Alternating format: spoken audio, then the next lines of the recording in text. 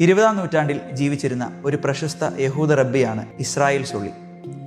ലോകമഹായുദ്ധ കാലത്ത് റോമിലെ പ്രധാന യഹൂദ റബ്ബിയായിരുന്നു അദ്ദേഹം.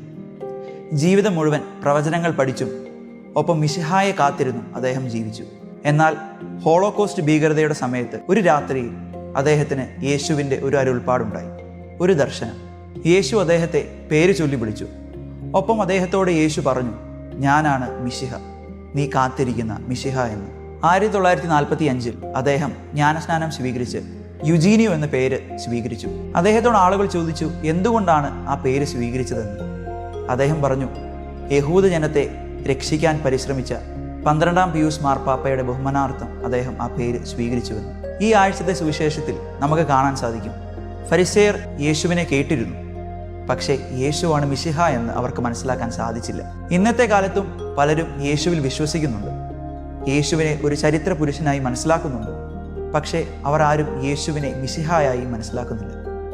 നമ്മുടെ ഹൃദയങ്ങളെ തുറന്ന് യേശു ചരിത്ര പുരുഷൻ മാത്രമല്ല, നമ്മുടെ എല്ലാവരുടെയും രക്ഷകനായ മിശിഹായാണെന്ന് നമുക്ക് ഏറ്റുപറയാം.